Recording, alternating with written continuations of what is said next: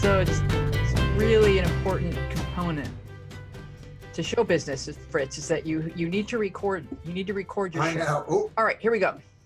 This is Media Path. I am Louise Palanker here with my co-host Fritz Coleman, and what we're going to do is we're going to sort of explore with this show what happens when you get obsessed with a topic, and you can go online and then just keep going. And I think it began with the invention of the hyperlink, you know, our ability to just continue down a path relentlessly until we've completely sated ourselves with the object of our desire or of our interest. Plays into the obsessive nature of both of us, so it's good. Well, yeah.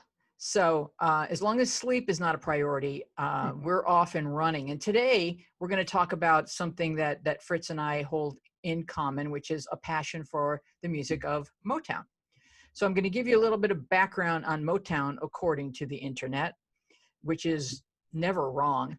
Motown was founded by Gordy Jr. as Tamla Records on January 12, 1959, and incorporated as Motown Record Corporation on April 14, 1960. Its name, a portmanteau of motor and town, has become a nickname for Detroit, where the label was originally headquartered. So when began Hang on, I have a throbbing in my portmanteau. Ouch! Those are so painful. Dr. Scholl's cushions can be very effective. Take the pressure off the portmanteau toe. Motown, Fritz, what began your obsession? Well, that's a great question. You know, I was born and raised in Philadelphia, so R&B music, the Philadelphia, the East Coast manifestation of Motown, and actually I think it started before Motown, was the Philadelphia sound by Kenny Gamble and Leon Huff. They had a recording studio called Sigma Sound, and it was called The Sound of Philadelphia. And it had groups like the Stylistics and the Delphonics and Harold Melvin and the Blue Notes and Teddy Pendergrass when he did his solo work. And even before that, I was brought up in an area, although I didn't participate in it myself, of street corner harmony, doo-wop music. And the start of doo-wop music was kids from the inner city area that couldn't afford instruments designed this type of 4- and 5-part harmony. And if you couldn't afford an instrument, you just made your voice sound like one. So you had and do all that. And so they would make their own music. And so I was born up in that era. And even Weezy on a more primal level. And I haven't been able to answer this question myself. I've always been attracted to rhythm and blues music, soul and blues, and I don't know why. Because I have nothing culturally in common. I grew up in a lily white Republican cul-de-sac suburban area. I have nothing in common with the creators of this wonderful music. Yet since I can remember, since I was in single digits, I can remember just being attracted, certainly to early Motown, but even before that, James Brown and the Contours and the Vibrations and the Isley Brothers, all that stuff has always been my favorite kind of music. And it's such an interesting question in my life as to why I relate to that more than any other kind of music. That was a long answer to your question, but I wanted to get it off my chest. But I love it because you're not alone, and you represent a generation of people who were the post-war kids, where corporations recognized pretty quickly that you guys were maybe the first generation that had walking around money. And that kind of met with the dawn of disc jockeys, or maybe one led to the other, but the recorded. It was top 40 radio. But you're exactly right. It was exactly right, because top 30, top 40 radio, they used to have everything divided up into, there was the cash box list of the 30 best-selling songs. Then they would have the list of race records. Then it became the R&B list. But when they put together the top 30 or top 40, it was a combination of the best-selling records of all genres. And that was brilliant, because it exposed American youth to a little bit of all kinds of music. You'd have a country western song on there. You have Johnny Cash. Then you'd have a James Brown record. Then you would have, Johnny B. Good from Chuck Berry, and it was brilliant. I wish we had it now. Everything is so segmented now, but it exposed American kids, and specifically American white kids, to all this music, to up until that point in the 50s and 60s, had been placed on what they call race music stations or black stations, and mainly in the South. So this was an opportunity for kids to be exposed to this other music. And there's a great story, and you and I are going to talk about it, on Hitsville, USA, which is this wonderful documentary on cable, where Smokey Robinson talks about the Motown acts going on the road at the beginning of the Motown experience, when there was a big rope line dividing the black and white audiences in their concerts. But after they'd been doing it for a couple of years, and they were gathering more power, and they were able to insist that, no, we want our audiences to be integrated, they would take that rope down, and by the end of these Motown act tours, everybody was intermingling. So this music had a profound effect.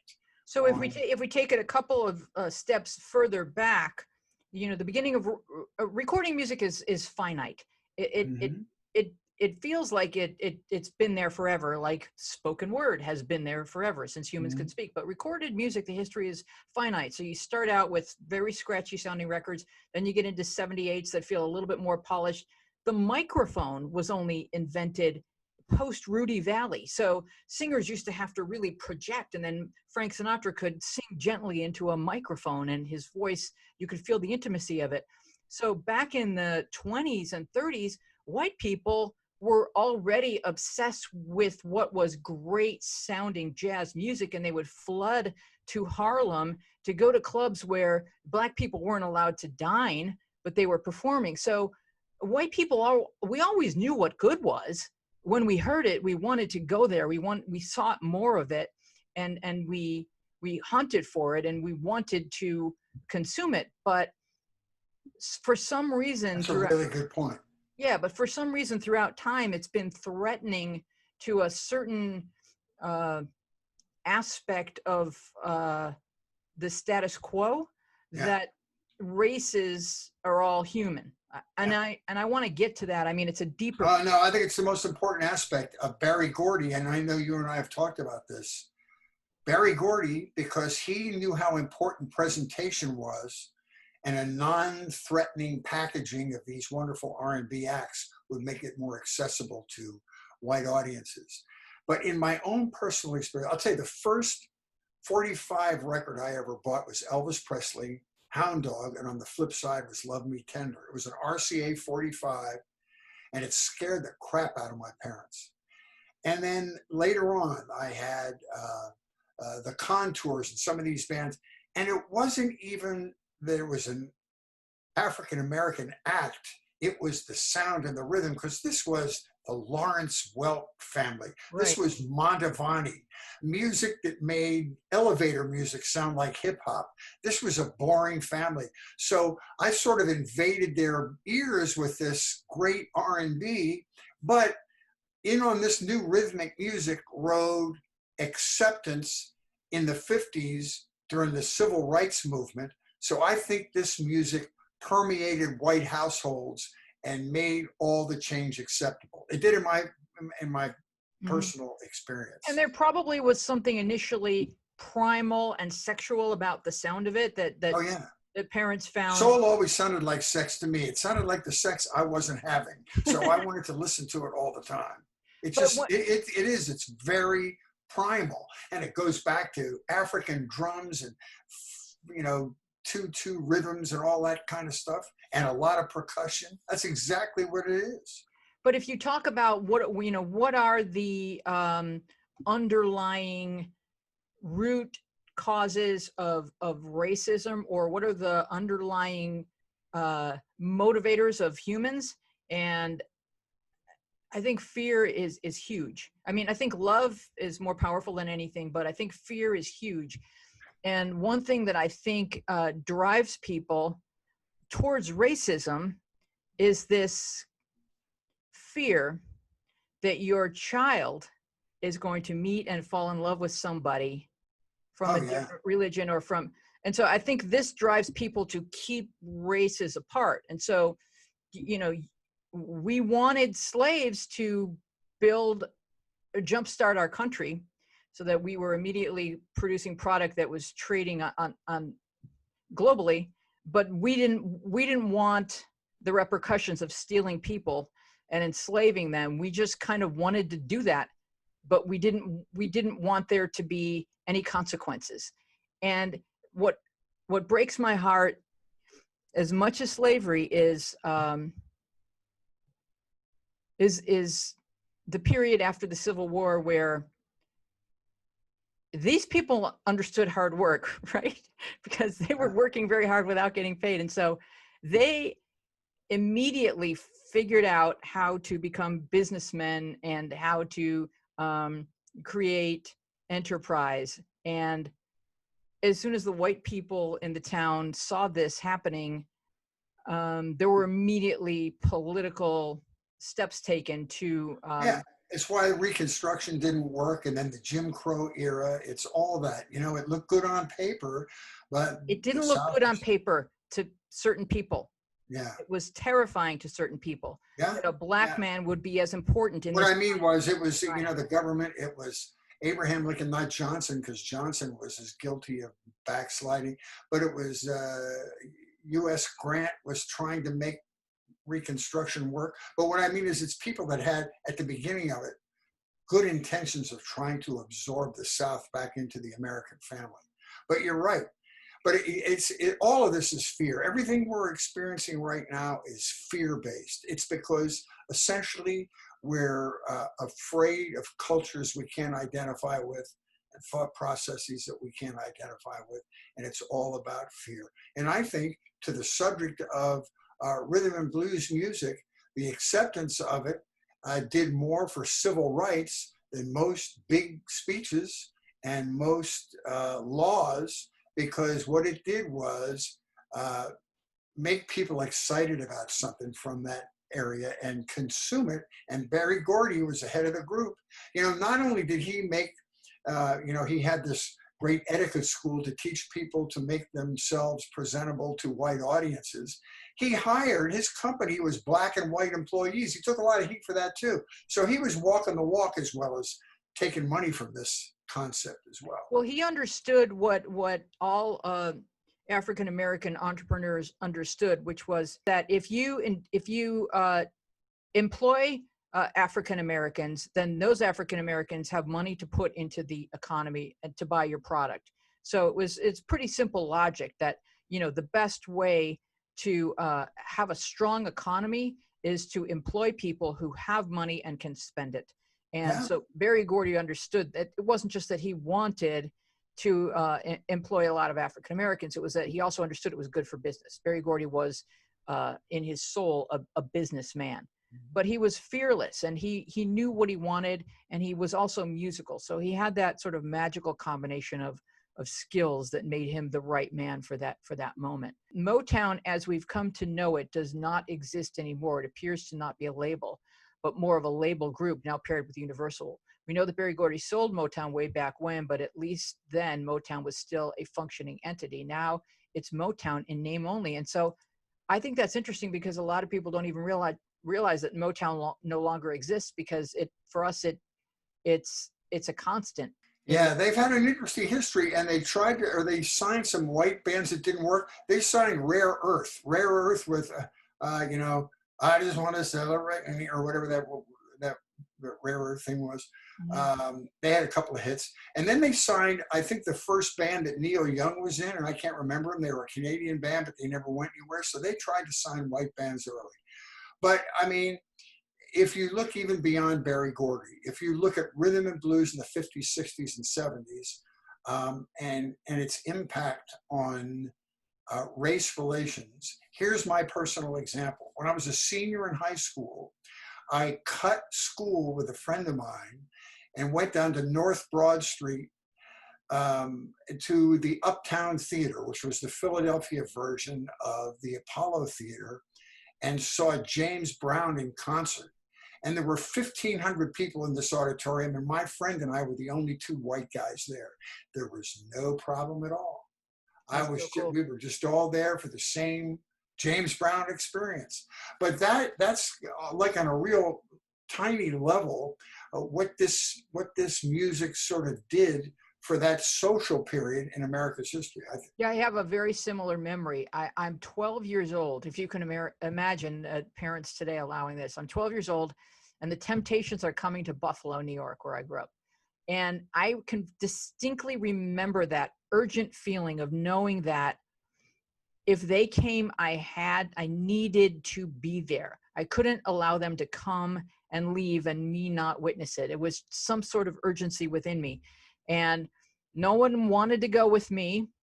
And my dad dropped me off at Kleinhans Music Hall, which you know, in Buffalo, New York. I'm this little blonde white girl with my Polaroid land camera around my neck. And I'm roaming up and down the aisles trying to take pictures. I remember a guy came up to me and he's like, "Oh, you got to get much closer if you're going to get a good picture." And he's like, "Let me do it." And I handed him my camera. He took the picture and brought my camera back to me. It was just, that was the mood. That was the energy. The music brought people together. I mean, it was hugely, from a sociological standpoint, hugely important. You know? And it's very vividly stamped into my memory. Those five men on that stage, and that energy and that music. And we recently went to see Ain't Too Proud to Beg on Broadway. And I didn't see that. I definitely wanted to see it. Oh, those guys work so hard. I don't understand. That's beyond a marathon, every performance. Those are the hardest working people I've ever seen in any Broadway production. But it's based on the book by Ottis Williams, which I have read. And the name of the book is Temptations. And when you read the book and when you see this play, you understand that it's not just the name of the band. It's really what happens to young people who become very famous. There are a lot of temptations. Especially people from the ghetto. I mean, these are all from the poorest parts of Detroit, and their ability to accept fame and a lot of money. I mean, there was all kinds of tragic stories in the midst of all that. You're right. And several of them in the Temptations. But one of the aspects of fame that I want to talk about, and because it extends beyond Motown, but I think it's so psychologically fascinating, is when you're the Temptations or the Supremes or the Beatles, say for example, and you have a hit record at 18 or 20, it's similar to giving birth to a child, because you are now forever the parents of this record. And no matter what else you do with your career, you are still bound by that. You got to play that in every concert for the rest of your career. And it's not just that you're the co-parents of this child. You're the co-parents very publicly. Yeah, people expect that song every time they see you, whether you're Frankie Valli by yourself or whether, you're one Moody Blue, on a stage somewhere, at age 90, which is bound to happen. They would need, if they don't hear Nights in White Satin, you're not going to make it to your car alive. So, that's a lot of what happened to the Temptations. Is every one of them except Ottis, of course, it's his story. So, he's the author of this story, but like the others, they all had individual problems that made it impossible for him to hold this group together, because they were all sort of succumbing to, because, it's not only that you have a hit record and now you're bonded to certain individuals that you may not have ever gone into another business with. Yeah, there are five different people. Yeah. From different backgrounds. No, that's it. It really, to some extent, that happens to every band. Have you seen the new Robbie Robertson and the Band documentary called "We Were Brothers" or "Back Then We Were Brothers"? Or it's on video on demand right now. It's great. If you saw The Last Waltz, it's Martin Scorsese directed this one too. Oh, okay. It's fantastic, and it talks about just what you're talking about. And the weakest link. Robert, is his name Garcia, the one guy who had the real bad drug problem that threw the whole band off the rails, because everybody has their own little problems, but those little problems of one person affect this unit. And that's what happened with the Temptations, David Ruffin and his drugs, and there were other things too. So It's And so, sad. and then what happens too is like, then you do get married and then you do have children and now your career is you're not home. And so it just exponentially kind of aggravates the complications of a person. You're not, I know Barry Gordy really tried to equip his artists with all the tools that they would need to be successful. But this is really tricky stuff. And if you've read Mary Wilson's book, Dreamgirl, My Life is a Supreme, that's the most Shakespearean book I've ever read. I've worked with her at fundraisers. She's a lovely person and very humble. She's great with kids. I like Mary very And much. what happened to her and Florence Ballard and Diana Ross is Shakespeare. It's Wow. just this crazy story where just because of the way things shake down, Diana becomes the voice of the Supremes, you know, and according to Mary, she didn't have the best voice. She had a cute voice. She had a commercial voice, but Flo had this killer voice. And little by little, Flo is getting less and less to do on stage, and it was just eating her up. And Yeah. she had I had think Diana Ross had the glamour factor. Plus, it sounds like Barry was in love with her even before he was in love with yeah, her. So he was kind of promoting yeah. her. And Barry was in love with her, and so anytime, and Diana would do things like, you know, and like, look, they were kids, so you have to forgive everything I'm about to say because they were kids. But and she, you know, she worked it. She worked the whole Barry Gordy relationship thing. And so anytime something wasn't going right on the road, she'd call him, and then there'd be an edict from on high that, you know, this was now in place, and it was just squeezing Mary and Flo further and further diminished. But Diana would say things to the girls like, "Oh yeah, tonight we're wearing the pink outfits," and then she'd go out there in a blue outfit, so that it was. Again, it's a unit, and it's three different people with three different experiences and three different egos. Every band experiences that, and then they go through the breakup, and then they come back and say, "No, we're losing too much money. We'll just bite the bullet and make this happen." I think that's the Rolling Stones that don't talk to one another for 355 days a year, and then they do these concerts and make bazillions of dollars. Oh yeah, I mean, It's a business arrangement. it is a business arrangement, and bands go into therapy together to work through this stuff. Yeah. You know, for example, one thing you can do if you're wise enough early on is you can like name your band Bon Jovi, and then it's pretty clear who the boss is. But is, you know, Springsteen did something really interesting where he would on the road he would bill them as Bruce Springsteen and the E Street Band, but on only rare occasions did the E Street Band get credit on an album. He wanted to be the owner, the author, the brand of Bruce Springsteen. And he knew that at a really young age, which a lot of artists don't. They just want to get signed, and they just want a deal. And then someone will say, you know, we really should call this Gloria Estefan and the Miami Sound. And Gloria Estefan was like, no, don't do that. And they insisted on it because she was the dynamo. They just felt Well, that's exactly what happened with Harold Melvin and the Blue Notes. okay. Harold Melvin was not the lead singer. Teddy Pendergrass was the singer. Wow. So he was the Blue Notes. And what happened was, it's a total accident that one day Harold decided that Teddy was getting too much press, and he was the sex symbol in the band and the beautiful voice. And so he decided it used to be just the Blue Notes. He made it Harold Melvin and the Blue Notes so he would get the credibility. And it was a huge mistake. It became a branding issue then, you know. Where's Harold Melvin? Well, he's not the singer. So. Yeah, it used to be like with Paul Revere and the Raiders. I'm like, well, where's Paul Revere? Oh, he's you know, because he died in 1776. No, but Mark Lindsay was the guy, you know, that everybody knew who that was. Right. So yeah, it's group dynamics you could probably write a million. But another thing about what you were talking about the ego and the backstory of whoever the lead person is, that James Brown movie with, what's his name I can't remember the actor's name. He was so good. Did you see that movie called Get On Up? The James Brown story? I don't think I have. It was so good, I can't tell you. But it's all these super successful guys, their obsession to succeed comes from this abject poverty. and these awful circumstances that they were raised in. He was raised in a log cabin by an abusive father and a prostitute mother in Georgia, in the hills of Georgia.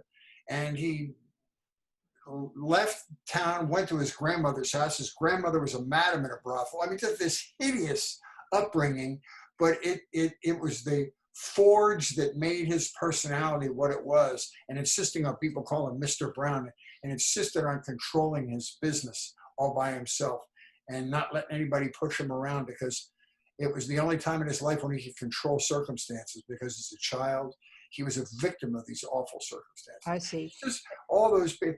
And again, it goes back to my original point when we started talking. I have nothing in common with any of these people. I grew up in a very safe, coddled environment. Why is it that I just love this music so much, and it's a hugely important part of my life? It's really interesting. But that's the way all art is, I think. You know. Right. I mean, you know, you've got like white kids in America obsessed with Japanese anime or what have you. I mean, there's no explaining why we're drawn to something. It could be a past life, or it could be just, it's just that it's good. So we're drawn to things that appeal to us because of the quality. It's just good.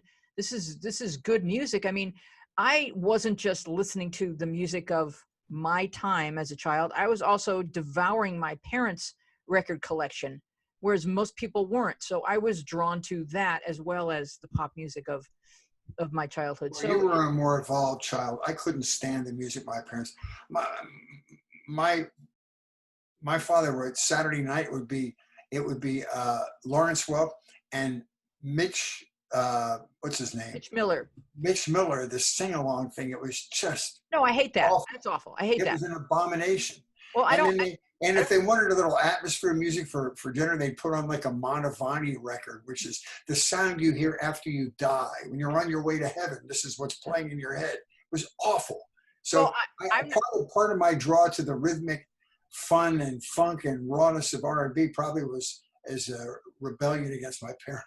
Well, I agree with you. If my parents had been playing Mitch Miller and Lawrence Welk, I may have been with you. But my parents had Sinatra and we had the Mills Brothers. So the Mills Brothers were originally billed as four boys and a guitar because they could make all those sounds of the entire orchestra with their mouths alone. And so this was really great stuff that I was kind of combing through, and I just love the standards. You know, I love all the Gershwin and Porter and all of that music. So anybody that was interpreting that, I was all in. There's spectacular harmonies and all that. It's so beautiful.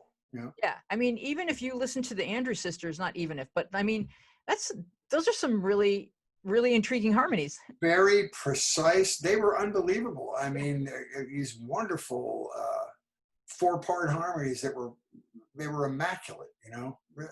No, I agree with you. So one of the things we need to talk about with Motown is talk about Berry Gordy and who he was, because, you know, if you read Mary's book, she talks about how she feels like that Flo was left behind and she was abandoned, you know, because Flo had a drinking problem. She winds up, you know, Berry Gordy would do this thing where he would buy you a house and a car, so people felt rich. You know, these are people. That was the whole theme of Cadillac Records, if you've seen that. Okay. It was so underhanded. He would do the same thing that the Chess Brothers did with guys like Muddy Waters and Howlin' Wolf, where they never got any royalties from their records. They had no idea how many records they'd sold, but we'll make them feel good. We'll buy them a new cat. Here's a gold cat. You got a Cadillac now. Yeah. And they said, oh my God, I got a Cadillac. In the meantime, they owed him $5 million in royalties. It was very underhanded. I'm sorry.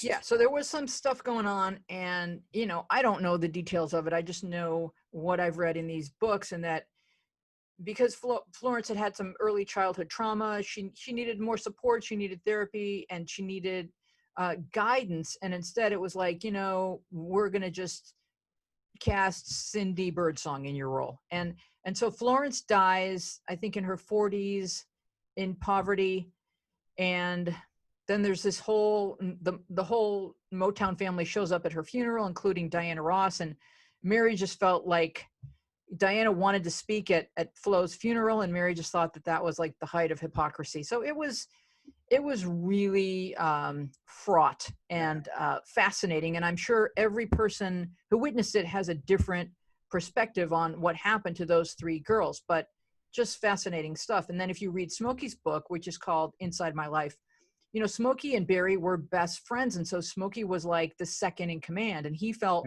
he had a more architectural role at Motown. And not only that, probably doesn't get the credit as one of the great Motown songwriters too. He wrote "My Girl" for the Temptations. Yeah. As an answer to "My Guy" by Mary Wells. Yeah. He wrote beautiful, beautiful music. And you're right. And that's why those two were together on Hitsville. It was fun hearing them kibitz back and forth. So let's talk about two of the documentaries that we love so much. One is called Standing in the Shadows of Motown. And it's kind of like the answer to the Wrecking Crew. It's like, these are the guys that laid down all these tracks. And in like a tiny, I'd love to visit this one day, but it looks like it's just a tiny little. They call it the Pit. There was like 15 musicians in there. In a home, you know. I love that movie, and they finally got their due. And I thought it was so fascinating to me to hear the stories. Like James Jamerson, who's another guy that had alcohol problems, the bassist. They would play these jazz rooms at night down somewhere in Detroit, just improvise a lick, come back the next day, use that improvised lick in a Motown song, and it would become one of the most famous licks in soul music history, just improvised the night before, probably after too many cocktails at a jazz club. It was fascinating, wasn't it? I mean, I loved that. And then there's certain licks that you hear on a multitude of songs. Like, you know, there's a drum lick that goes, and you know, you just hear it, and it's just like, it's such an exciting lick. And these guys really, really, really laid down some tracks that they have this imprint on us that we don't even realize, because, you know, you hear something and you just know, like, you hear two notes and you know that's My Girl, or, you know, you just know in your soul what's about to happen, and it just kicks in so hard. And that's another example of how, although you mentioned it before, jazz probably did this before rhythm and blues did, which was to be multicultural in the talented guys. But they had white guys like Dennis Coffey, that guitar player in the Funk Brothers. And so they had white players in there too, at a time when they probably couldn't go out and play together in a club because it'd be unheard of, but they could jam together because it was anonymous in the studio. And the same with, Stax Records. And, you know, they had, what's his name, the lead guitar player who was white, and the bassist. And all those guys from Muscle Shoals. It really, I don't know, it was like a cross-cultural deal.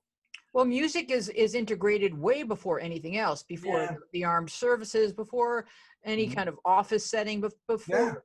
I mean, there were integrated offices, for example, in Washington, D.C., and then Woodrow Wilson comes in and he's like, yeah, no, this can't happen on my watch. You know, so there's been fits and starts, you know, all along, where it feels like even just having an African-American president, it feels like we're making progress. And then the next thing is just like another faction of society saying, oh, I don't think so. And it's just it's so heartbreaking, but music just keeps pumping along. Like, you know, no, this music and sports really, like, no, the best people are going to be the ones who are going to do this together. That we want the best people.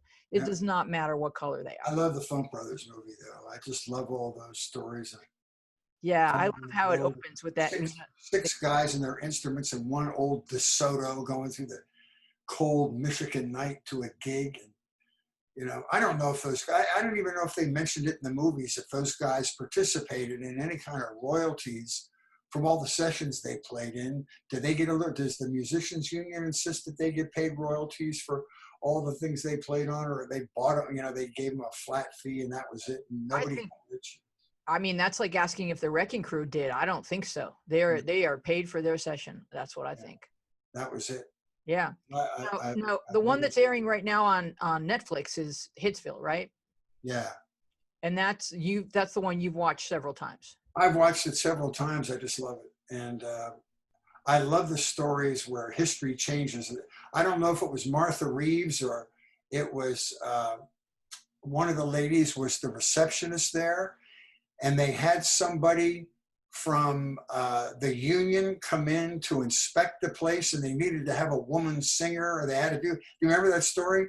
And she always wanted to be a singer. They said, "Well, Mary, come in here." And she gets up from behind her typewriter and goes in and stands at the microphone and starts singing, just so this union rep would get a sense there was a woman in place there or something.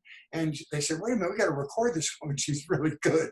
I forget who it was. Was it Martha Reeves or Mary Wells or one of those people? Well, I could Google that right now. Yeah. She Okay. was a receptionist at Motown and just was accidentally one day put in there to do a session. I think it's Martha Reeves. And I love the stories of Stevie Wonder coming in there and scaring people. He was so talented because he played like 5 instruments when he was 10 years old. And Yeah. wonderful stories. It's crazy good stuff. And Barry Gordy was very democratic. He would have a record, and whoever produced it, whether it was Holland Dozier Holland or Norman Whitfield, they'd all come in there and they'd play their record, and then all the employees would vote as to whether they thought it was a good record. And the first time they played My Girl, which was written and produced by Smokey for the Temptations, nobody liked it. They said, it doesn't sound like a hit to me. Turned out to be one of the biggest hits in the history of American music. Wow, I know. It's so crazy. Just you watch that movie and you picture yourself there. You picture yourself like as a kid riding your bike over and sitting on the lawn and waiting for people to come in and out. I know. Because that's what I would have done. But I mean, the Supremes, it took them a long time to get a hit record. And yeah, that was the thing. That was a good part of that movie. That it took them a long time. They kept saying, "We got to get a hit for the girls." Yeah, and they were asked to come in and do hand claps because Motown is big on hand claps. You could listen for them in the records. You'll hear it. Yeah. They're just so energizing. And so they would sing background for the male groups like the Four Tops and the Temptations, but never could cut a hit on their own. Interesting. Yeah. Okay, so I have some trivia question for you. Oh no. What was the first Motown hit? Martha Reeves and the Vandellas. It was "Please, Mr. Postman" by the Marvelettes. Marvelettes, okay. And that's one of the most covered songs of all time. Yeah. Beatles covered that. Which is why we have to support the U.S. Postal Service. Otherwise, future at the very generations, least, it has to be. Future generations won't know what she's singing about. Like, what is she? What? She's dating the postman? What's a postman? All right. So I have some other thought-provoking questions for you. Okay. How much do you feel that Berry Gordy and Motown contributed towards civil rights and improving race relations in America or around the world, really? Impossible to quantify. I think huge. And I think in that movie, when Smokey describes the change in the makeup of the audiences as their tours continued, they knew they were having an effect. Wow. Yeah. Right? Yeah. Oh, and absolutely. Kids just like you. And that music has a way of just kind of getting into your system and helping you understand that we're all humans. Is a sound we consider American music mostly originated by Black musicians? I believe so. I believe American rock and roll is based in blues. And of course, blues is a mishmash of African rhythms and European folk rhythms and all the bouillabaisse of interesting cultures down around the Mississippi Delta. And rock and roll was born out of that. And then, delivered by white artists like Carl Perkins and Elvis Presley and that kind of thing. Yeah, and you have all of this, let's call it pasty folk music coming from Irish and England and Scotland. And, what they used to do is they would, through the ages, it wasn't considered lifting if you took a melody and wrote new lyrics to it. That was just considered how songs traveled. You'd know if you knew a melody and you wanted to write you felt inspired to write new poetry to it, you would, and that's just how music was shared. It was an oral memory of Yeah. songs. And so, Yeah. you had a lot of hill people from a lot of different places, and they knew different melodies, and they'd write new lyrics to them. And, this becomes what's known as what we call our folk music. But then, you blend with some African influences and the Yeah. banjo, and then you come up with country music, Yeah. which is for decades been mostly white music, but largely inspired by Well, they call country the white man's blues. okay. They deal with a lot of the same topics. But you're right. They all sort of fed off of one another and influenced one another. It's pretty interesting. Yeah, the Ken Burns documentary on country music is man, that was so good. just great. So good. Is Motown the first Black-owned business with majority white customers? That's a really good question. Do you have the answer to that? No, I don't. I mean, That's a wonderful question. because he might have been the first guy to be brazen enough to think he could market his product to a white audience, because it just wasn't done back then. I don't think so. Maybe not out of fear, but they just didn't see the marketing possibilities. I think there were companies where it was kept secret that the CEO was an African American. I think there were companies where it was kept secret because they thought that it would scare off white audiences. You can just look at advertising. There were no African American people in broadcast advertising. Yeah, and it's like, you don't think that Black people buy things? Why do you not want this business? I think it was too early in our history for that to. But there's a documentary on Netflix that I have not yet watched, and I believe it's about Madam C.J. Walker, who was an African American entrepreneur. Yes. The early 1900s, she made beauty products specifically for African American women. So that's something we can both watch and talk about in a future episode. What is so threatening about Black people doing well, or here, for example, or Jewish people doing well in the Germany of the 1930s? Why are humans so clannish and so terrified of diversity and inclusion? That's a huge question. I think that it goes back to what we talked about earlier. It's the fear of the unknown. I'm not familiar with your culture, so your culture must be less than my culture. Blacks and Jews have a lot in common because they're both oppressed. And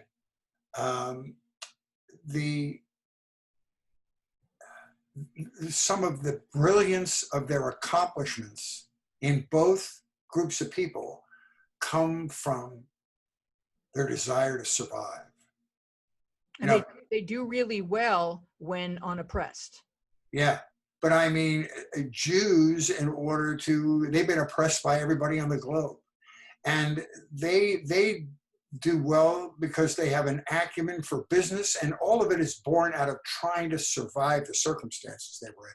And I think the African Americans, in their accelerating in entertainment and sports, kind of comes from that same thing. I don't like to paint anybody by the broad brush, but I'm looking for similarities in oppressed people doing well and what they do well. I think it's threatening to the status quo or the people in power if some other perceived group is gaining momentum. And so you want to sort of form, it's like our inclination to form fraternities or something. Like the concept of a fraternity is that we're in and you're out. And yeah. So I think what makes it even worse is when you have political parties or demagogues that need to have the other in order to make their political point. We're seeing that now.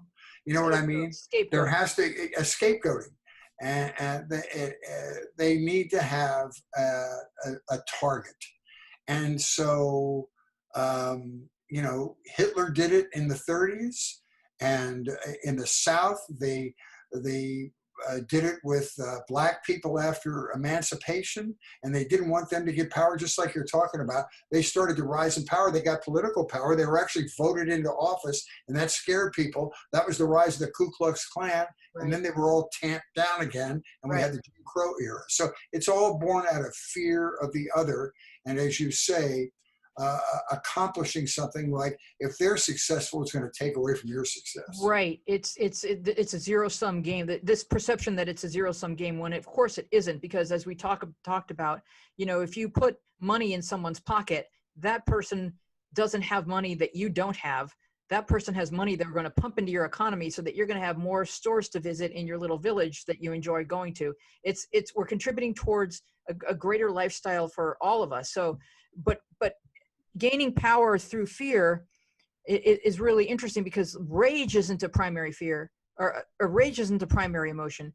Fear is the primary emotion. So, but if you make people fearful, you can quickly make them angry, and then they devote their anger to some perceived threat, and they don't look at what you're doing, which is now you own all the stores on Main Street, and you've played a hand in getting every local politician elected.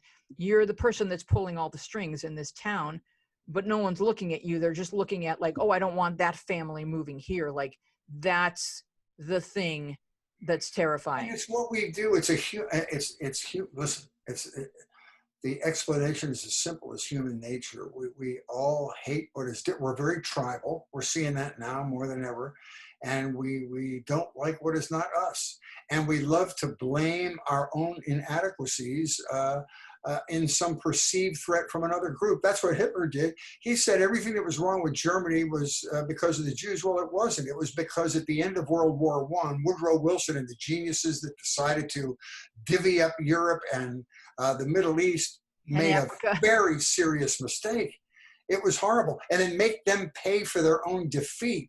That was really a dumb thing to do. And that's what enraged the Germans. But the Jews, because they were right there and it's easy to point to, were an easy target for Hitler. And I'll tell you what, we see that right now. Not to that extreme. God, I hope we don't.